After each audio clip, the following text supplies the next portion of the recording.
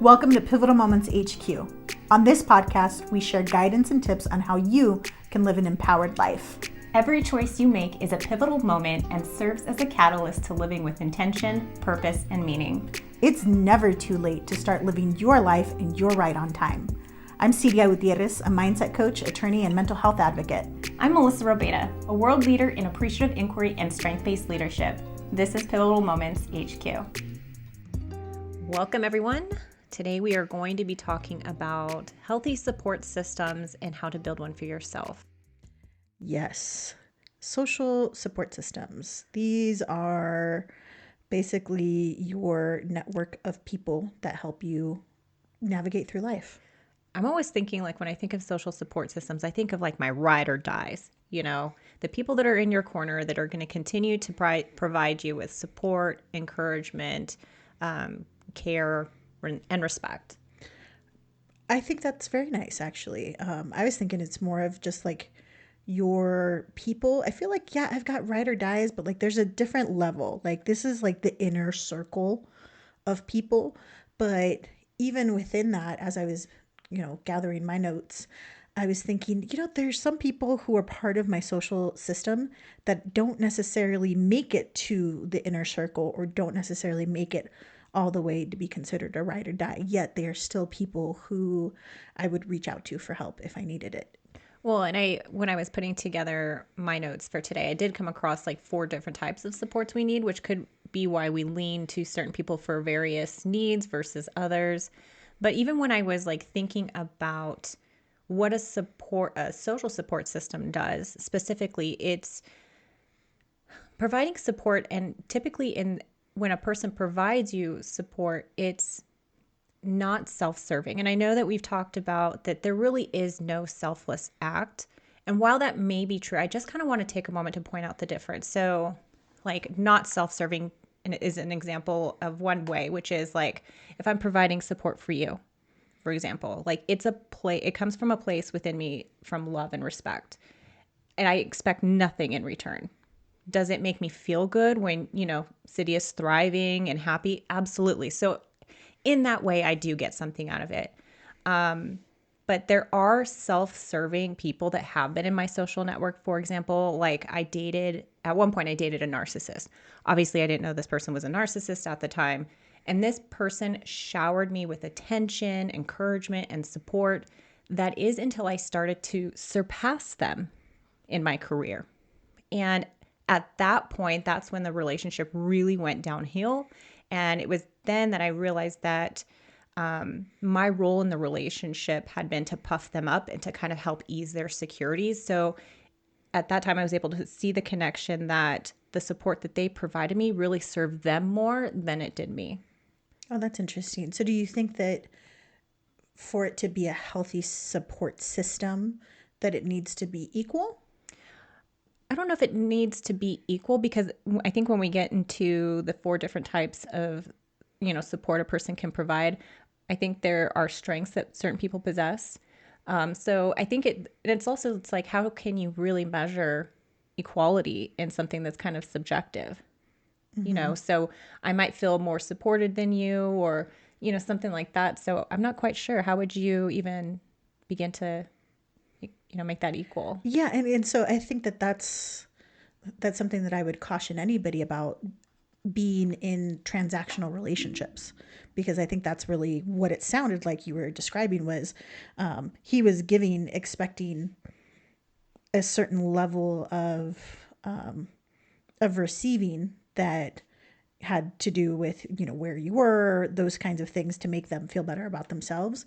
And so when I'm thinking of my support system, I know there are people in my support system that will give freely, and it isn't transactional. So I'd just caution people to not be keeping tabs of, oh, okay, well, I took you out to dinner. Now you got to take me out to dinner. Or, I did you a favor by helping you move halfway across the country. Now you owe me one. Like, it doesn't quite work that way. We're talking about building these systems. Not only building, you will probably have them checking in on your system to see, are there gaps where maybe you do need more support? Mm-hmm. And coming back to this like tit for tat type of thing, I agree with you. I don't think that you can tally, because I even look at like our friendship. You were there for me when Vince and I separated and provided great support for me. So it's like, how can you even compare that to taking me out or me taking you out to dinner or anything like that? So, you know, again, not only does the tally system not work, sometimes the support that we provide each other differs in intensity, in length, in meaning. Does that make sense? It does make sense. And kind of what's coming up for me right now is that with that tallying, you're really talking about, okay, am I giving conditionally or unconditionally? And so I grew up in a family system that was very conditional love type training. And I'm trying very hard to practice unconditional love and giving from a place that I want to give and I'm in a good place to give, as opposed to feeling obligated to give, which I think there's a distinction there. Like, I like giving, I don't want to feel like I have to. Why do you think support systems are so important? Well, I think it's one of those things where when things are going well, you want to make sure that this is when you've established them, because we are social beings. We grew up in social communities, and with industrialization, all those things, we took away a lot of our systems. And so not having those, we have to look at, okay, where are we now? Maybe we're new to this country. I can tell you, like, when my parents came here, excuse me, I can tell you when my parents came here, my dad had his support system because his entire family was here. My mom didn't have anybody. And that greatly impacted her ability to make friends. It didn't help that my dad was super controlling. And ultimately, when I became old enough to, speak and have a memory, I became what she latched onto, which is part of what made me a parentified child, of having this relationship that was good at the time, but looking back on it, inappropriate in the scope of emotional responsibility that was placed on, my teeny tiny little shoulders. Well, it kind of, when I think of why it's so important, when I was younger, I definitely felt like I lacked support, but I also realized that I didn't have the tools, resources, or even, I think maybe even the capacity to really discern what type of support I needed. And as I get older and I'm practicing trying to name emotions or feelings and really get to the heart of the matter, I'm being able to say, okay, this is what I need in this moment. And that also pertains to social support. So I found that there are 4 types of support that we all need. The first one is emotional support. This is a person that listens and helps you talk through things. This type of support can help us manage emotions, stress, anxiety, and depression. The second is tangible support. So this is where a person might help you with physical problems. Say you need help moving, or you need a babysitter, or you need a ride to or from somewhere. That's where that comes in. Third, you have informational support. This is for anybody that's going to give you some advice, guidance, or information that's going to help you solve a problem or a challenge that you're currently facing in your life. And lastly, the fourth is social support. This is that sense of belonging, security, acceptance, love, and connection that we all seek. So knowing that there are these 4 different types, of needs that might surface throughout our lives, when I'm looking at our social support systems, specifically mine, I realized that I have like you to lean on for emotional support more than maybe, let's say, other people in my circle. So I think that understanding these 4 needs really helps you kind of look at your support system. You know what? I really don't, you might see that, wow, there's a gap in my social support system. I don't really have anybody that really serves that informational support. Who would I know, or who could I lean or turn to that could provide that type of support for me? Maybe it's a counselor or something like that. So I think just being able to identify which needs to be met, you can then start to figure out how you might, find someone to help fill that need. What's really interesting about this too is that as you're looking at these supports, if you have that emotional support, you may not see your own gap. You might not know what you don't know, that you need to go, hire a business coach, that you need to, get somebody to help you with your branding colors because they're all over the place, like whatever it is. But if you have people who you can trust for, say, that social support or emotional support, you can ask them to reflect. What do you see that might be beneficial here? What am I not seeing? And it could be, you know what, it sounds like you're spending a lot of time here. What if you delegated that? What would that look like? Or what if you saw, have you thought about seeing a counselor, right? That's not necessarily a bad thing to have somebody reflect onto you, because we all need to know what our limitations are. And so I think that that's one of those things that really can help you, is having somebody else look and say, you know what, maybe you do, maybe you have a little bit of a not deficiency, a gap or a blind spot that you're not seeing. I do like that because, like you said, we only know what we know. And so I think having someone shed a light on that is super helpful, so long as you're open to receiving it. And I'm just, as I'm thinking about why it's so important and to have these strong, healthy support systems as a people pleaser. And if there's any fellow people pleasers out there, which I anticipate there's quite a few. City's raising my hand. I was like, City's raising your hand here. We struggle here with our support system because we don't want to rely or impose on other people. And so if you're unsure whether you should seek out support within your support system, you might want to ask yourself the following questions. The first is, when should I or do I reach out and ask for help? The second, in what situations have I sought out help in the past? And third, what positive outcomes have I personally experienced when I've had the courage to ask for help? Those are some powerful questions. Thank you. It's what I do for a living. Right. Right. But I think as people pleasers, when you're talking about leaning into someone, we're happy when someone comes to us for help because we like to please people. Yet when we're in need of some sort of support, it's hard to reach out to others. So I think just asking these questions, I think kind of just helps put into perspective that you're not imposing on someone. Often what I've found when I finally, I remember when I first opened up to you about things that were going on in my life, I remember feeling like overwhelming sense of dread, not because I was sharing it with you, but I was just like, oh my gosh, like I'm ruining her night. Like, why would she want to listen to this? And I remember like you thanked me for being open and honest and willing to share that with me or with you.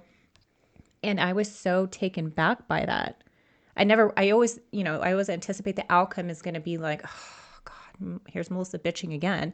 But you really invited and created that space. And we're like, thank you so much for sharing. It was such okay. I'm flipping my hair. Just her head is like completely inflated right now. But I think part of what you're talking about really is just feeling, okay, here's somebody who is safe that I can talk to. And I think another part of this social support systems and just, all of the different ones, right? Emotional, tangible, informational, social support. The thing that we're really looking for is, where do we belong? And belonging is such a huge part. Brene Brown, who I love, and I know Melissa loves her too. She's incredible. But she was talking about how in the research they found that belonging and fitting in are two totally different things. And fitting in is you trying to make yourself be something else. And it's so negative for us when we're trying to do that. But when you belong, you're looking at these systems. I belong here. This is the right place for me to be. You're invited to be your full self, to show up fully. And part of that can be, giving space to other people. I love being someone who people feel comfortable enough to say, hey, you know what, can I work this out with you? Because I like being part of a group. I like being able to provide resources, because this big old brain of mine's got all kinds of information in there that, might help somebody at some point. And so, yeah, it's you coming and asking for an ear to lean on was a bit of an ego boost, but it was also showing, hey, I'm living into one of the things that I value and showing up for my friends in this capacity. And so knowing, hey, that's why I could thank you for that. So, but it's a two-way street, right? I can't do that if you're not willing to share, and you won't do that if you don't feel safe with the person who you want to share this information to. Because, even though we tell you guys a lot here on the podcast, believe it or not, that doesn't always happen when you're talking to people one-on-one. No, that's true. I think, and I've mentioned it before, even in just conversations with my father, in terms of, the reason why our relationship was so stifled was because I wasn't willing to be vulnerable. And I think that when we're talking about social support systems, and, you do want to find people that you trust, where you do feel safe, but that also should be reciprocated, because I have to tell you, since I opened up to you that day, I really feel that was like, I mean, we were friends before, but I really feel like that's like kind of what like kickstarted like our deeper BFF friendship. Oh, 100%. And I think that each time that there's more personal disclosures, the more you feel that connectedness and that you feel like, oh, I'm showing up, because that's the value for me. The value of connection is huge. And I want to have that in whatever space that I'm in, where it's, I'm here with you right now. I'm giving you my attention, not me being divided up into many different things. So that's just something that I would want to highlight as part of the benefit of being aware of what your social systems are looking like. And if you're feeling like, I don't really have all these great group of friends, or I'm feeling like I don't have a big network because I don't like telling people my business, like whatever it is, I'm going to give you guys a tool that I was thinking about today that seemed to be helpful, just to do a diagnostic check on yourself. Okay. So I like this tool called the Wheel of Life. And I went ahead and did my own Wheel of Life today, just to kind of show you guys. And basically what it does is it has these different categories that we all have in life. So it goes through health, career, love, spirituality, family, money, fun, and friends. And I'll post the example that I did today, and you rate it 1 through 10. And the digital app that I like using will just, you just kind of go, how do I feel about it? And this is how you feel about it today. Like right now, my love is at an 8, okay, which is a high one for me. But if we went and, Matt and I got into a fight tonight, that could go down to like a 4, right? It's just like the snapshot of where I'm at today. But the reason I wanted to bring this up was so you could use this tool to kind of look, who do I have in these areas of my life, right? Do I have support when it comes to health? You know what? I do. Like if I wanted to have an accountability buddy, I can be like, hey, Melissa, let's do that thing again where That we whole try to 30? show up. Yeah. Well, that was a health thing, right? Mm-hmm. That was somebody who I felt comfortable. And so sometimes people are going to be able to be in multiple different categories. And sometimes they're not, right? And so just kind of seeing, okay, well, if I've got these different wedges of my life, how does my circle look? My circle's looking not too shabby right now, but I can at least take a look and go, okay, who do I turn to when I need career advice? Do I have somebody in my circle for this? I do. I'm fortunate that I have that. I have these mentors, but as I was mentioning earlier, they're not necessarily inner circle people. They don't know all of my in and outs of my life, but they are people who I trust that I can say, hey, can I run this by you?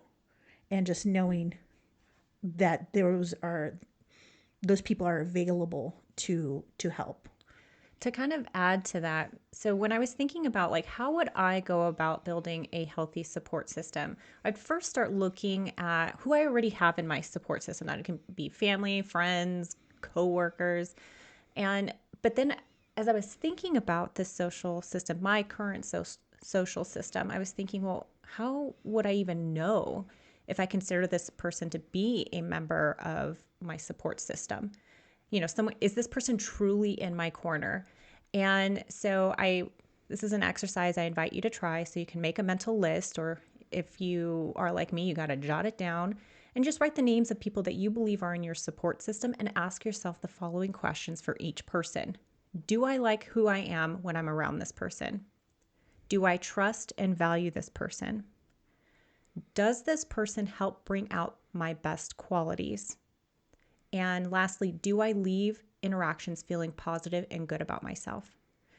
So I was like, oh, And if you just do that for the people that you believe to be in your support system currently, they have to hit yes on all, in my opinion, on all four questions.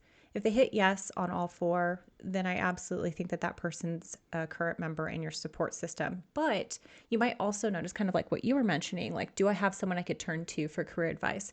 If you don't have someone currently in your support system, how would you go about including people that may be outside of your support system? And so, according to Deborah Burns, psychologyservices.com, she invites you to use, I'm going to give you more questions, 5 more questions for you to consider if you're looking to expand your support system. One is list 3 support people, groups, or communities that you would like to have in your life or in your support group.